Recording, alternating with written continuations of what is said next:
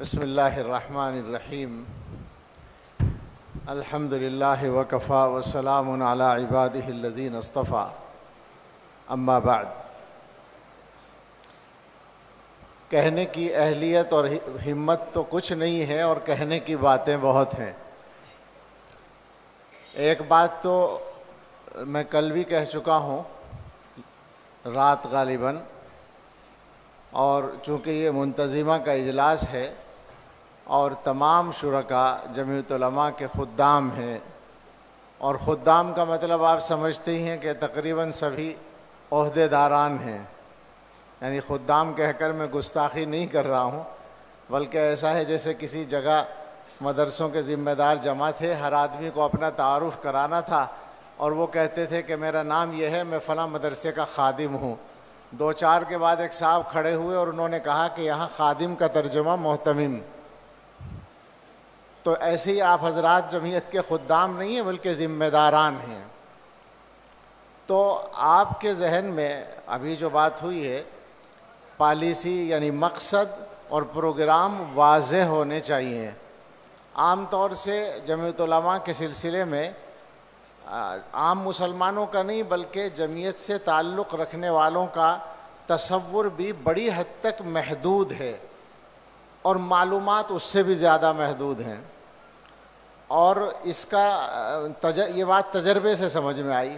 یہ جو حضرت مولانا سید محمود مدنی صاحب دامت برکاتہم نے ایک نیا کام شروع کیا، تربیت کا کہیں اس کو یا مشاورت کہیں، اللہ نے مولانا کو ابداعی ذہن، کیا کہیں گے اس کو، ابداع تو ٹھیک ہے نا لفظ، ابداعی ذہن عطا کیا ہے۔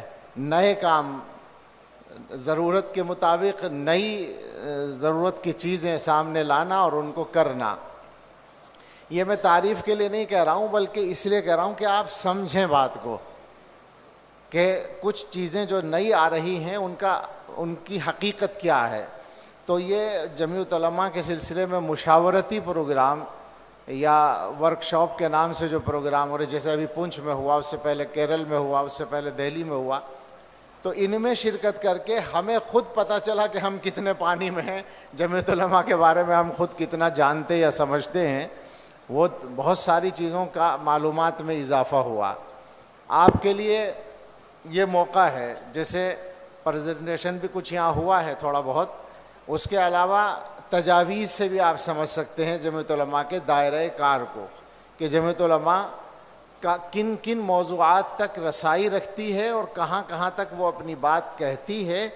اور اسی سے ایک چیز کا اور اندازہ کر سکتے ہیں آپ کہ یہ ہوا میں تیر چلانا نہیں ہے، بلکہ جمعیت علماء کی بات سنی بھی جاتی ہے، پہنچتی بھی ہے، جہاں پہنچانی ہوتی ہے وہاں پہنچتی ہے۔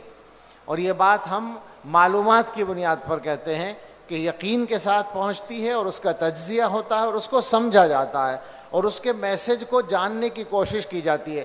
کبھی کبھی ان سے سمجھنے میں غلطی ہو جاتی ہے، لیکن بہرحال وہ سمجھنے کی کوشش ضرور کرتے ہیں۔ تو اس سے آپ سمجھیں اپنے کام کی اہمیت کو۔ اصل میں مسئلہ یہ ہے کہ اب ہم ہندوستان میں رہ رہے ہیں اور مشکل حالات میں رہ رہے ہیں، لیکن ان حالات سے بہت سے لوگوں کے ذہنوں میں مایوسی پیدا ہوتی ہے، جبکہ ہم مشکل حالات میں پہلی بار نہیں آئے ہیں۔ جیسے کہ حضرت صدر محترم نے کل فرمایا تھا کہ ہمارے اکابر نے یقیناً اس سے مشکل حال دیکھا تھا، اور ہر دور میں مشکلات تو رہیں گی۔ آسانی کے ساتھ رہنے کے لیے تو دنیا میں بھیجے ہی نہیں گئے ہیں، یہاں تو آزمائش کے لیے بھیجے گئے ہیں، آسانی تو جنت میں جا کے ملے گی انشاءاللہ۔ تو یہ تو انہی حالات میں رہنا ہے۔ بس یہ ہے کہ چونکہ شیطان کے کارندے اور نمائندے شیاطین الانس والجن جو دونوں طرح کے ہوتے ہیں، اور میرا خیال یہ ہے کہ اس زمانے میں شیاطین الجن تو چھٹی پہ گئے ہوئے ہوں گے، اس لیے کہ شیاطین الانس نے سارا کام سنبھال رکھا ہے۔ انسانی قسم کے جو شیاطین ہیں انہوں نے سب کا کام سنبھال رکھا ہے۔ تو ذرا سی ہماری ذمہ داری بڑھ گئی ہے، اور اس ذمہ داری کا خلاصہ ہے مسلمان جینا، مسلمان مرنا۔ بس یہ ایک مقصد ہے، یہ ایک منزل ہے، ایک مشن ہے۔ اس کے لیے ہمیں کام کرنا ہے، اور جمعیت علماء گویا ہندوستان جیسے ملک میں اس کے لیے کام کرتی ہے، اور ساتھ میں یہ بات سمجھنے کی ہے کہ مسلمانوں کا اپنے پورے مذہب کے ساتھ جینا اور مرنا یہی ہندوستان کے مفاد میں بھی ہے. ہندوستان کا فائدہ اسی میں ہے, ہندوستان کی آبادی اسی میں ہے, ہندوستان کی سالمیت اسی میں محفوظ ہے کہ یہاں مذہب کی آزادی پورے طور پر برقرار رہے. وہ لوگ احمقوں کی جنت میں رہتے ہیں جن کا یہ خیال ہے کہ وہ سب کو ایک رنگ میں رنگنے میں کامیاب ہو جائیں گے. یہ خواب ان کا کبھی شرمندہ تعبیر نہیں ہوگا, بالکل بے فکر رہیں. وہ اس احمقوں کی جنت سے جتنی جلدی نکل آئیں ان کے حق میں بھی اچھا ہے, ملک کے حق میں بھی اچھا ہے اور ہمارے حق میں بھی اچھا ہے. بس یہ کہ ہمیں ذرا سی محنت زیادہ کرنی پڑ رہی ہے, تھوڑی سی آسانی ہو جائے گی تو ہم لوگ پھر وہی کاہل ہو جاتے ہیں. اللہ تعالی ہمیں مستعد رکھنے کے لیے حالات لاتے ہیں. ایک چیز اور عرض کرنا چاہوں گا, ایک حدیث سنانا چاہتا ہوں.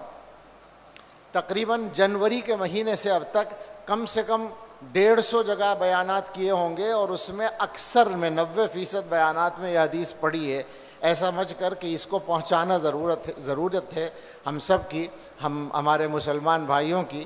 حضرت ابو ذر غفاری رضی اللہ تعالیٰ عنہ کی حدیث ہے.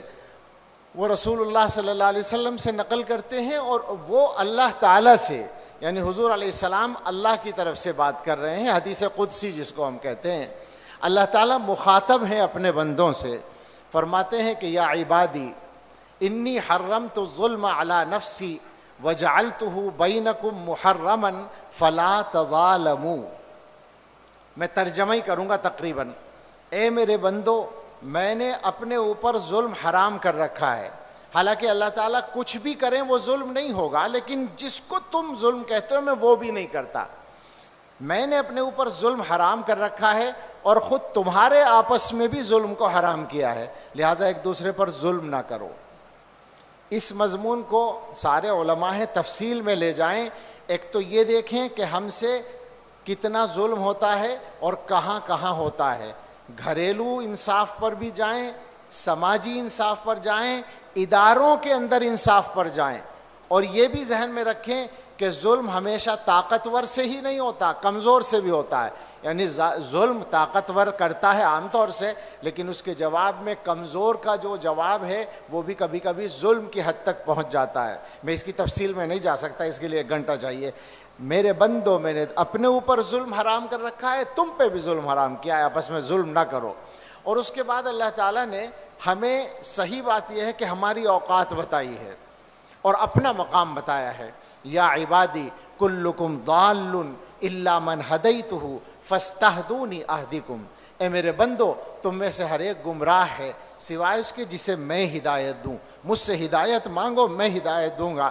یا عبادی کلکم جائع الا من اطعمتہ فاستطعمونی اطعمکم. اے میرے بندو, تم میں سے ہر ایک بھوکا ہے سوائے اس کے جسے میں کھلاؤں. مجھ سے کھانا مانگو, میں تمہیں کھلاؤں گا.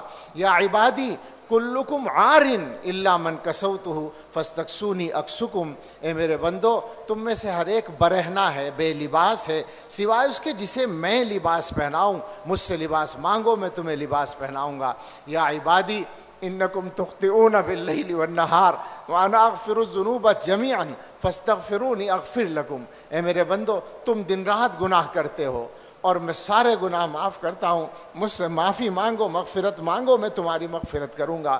اور اس کے بعد فرمایا کہ یا عبادی لو ان اولکم وآخرکم وانسکم وجنکم کانوا علی اتقى قلب رجل واحد منکم ما زاد ذلک فی ملکی شیئا.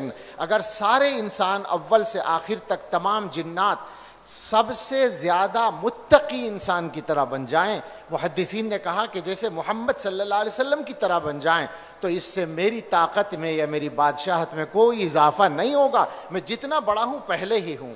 اور یہ اگر سارے کے سارے کانوا علی افجر قلب رجل منکم, سب کے سب سے بدترین نافرمان کی طرح ہو جائیں, محدثین نے کہا جیسے شیطان بن جائیں, تو ما نقص ذلک من ملکی شیئا, اس سے میری بادشاہت میں کوئی کمی نہیں آئے گی. اور اس کے بعد فرمایا ولو ان اولکم وآخرکم وانسکم وجنکم قاموا فی صعید واحد فسألونی فاعطیت کل واحد مسألتہ ما نقص ذلک مما عندی الا کما ینقص المخیط اذا ادخل البحر.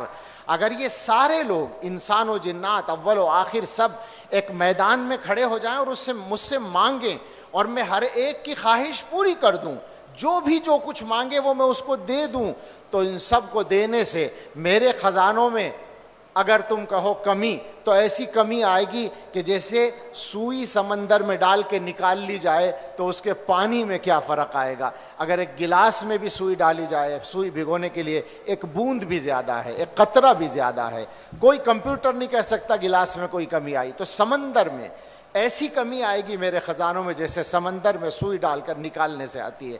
اور اس کے بعد فرمایا یا عبادی انما ہی اعمالکم احصیھا علیکم فاوفیھا ایاکم فمن وجد خیرا فلیحمد اللہ ومن وجد غیر ذلک فلا یلومن الا نفسہ۔ اے میرے بندو، یہ سب تمہارے اعمال ہوتے ہیں، میں جمع کر لیتا ہوں اور تمہیں پورے کے پورے لوٹا دیتا ہوں، جو خیر پائے اللہ کا شکر ادا کرے اور جو کچھ اور پائے تو اپنے آپ کو ملامت کرے۔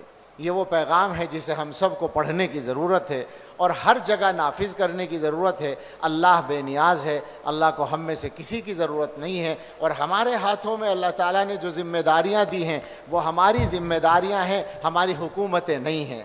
یہاں مدارس کے بھی ذمہ داران بڑی تعداد میں موجود ہیں۔ حضرت نے جو فرمایا مدرسوں کے سلسلے میں یا علماء کے سلسلے میں اس کو 100% صحیح سمجھتے ہوئے قسم کھا کے کہتا ہوں کہ جو خیر آپ کے اندر اور آپ کے اداروں میں ہے آج بھی وہ کہیں نہیں ہے، مگر آپ جہاں کھڑے ہیں وہاں سے بہت آگے آپ کو ہونا چاہیے۔ آپ کو نہیں، مجھے بولنا چاہیے، ہمیں ہونا چاہیے۔ ہم جو مدرسے والے ہیں، مدرسے والوں کی بات کرتے ہیں تو محتمموں پہ نزلہ گر جاتا ہے۔ میں صرف محتمموں کی بات نہیں کر رہا ہوں، یہ جو ہمارا طبقہ ہے مدرسین کا وہ بھی برابر کا شریک ہے، ہر ایک اپنے حصے کے کام میں کوتاہی کر رہا ہے۔ انصاف کا مزاج بنائیے، وہ جو اللہ نے ہدایت دی ہے، ظلم نہ کرو اور انصاف سے کام لو اور اپنی ذمہ داریوں کو پورا کرو۔ بہت تفصیل میں سے آپ ان چیزوں کو سوچ کر عمل میں لانے کی کوشش کریں، ایک ایک نقطے کو۔ اللہ تعالی ہم سب کی، ہماری قوم کی، ہماری نسلوں کی اور ہم سب کے دین و ایمان کی حفاظت فرمائے، اور ہماری اس جماعت کو جو اہل حق کی جماعت ہے اور اس ہندوستان کے اندر اس مظلوم ملت کا ایک مضبوط سہارا ہے، اللہ تعالیٰ اس کو محفوظ رکھے۔ آمین۔ وآخر دعوانا ان الحمدللہ۔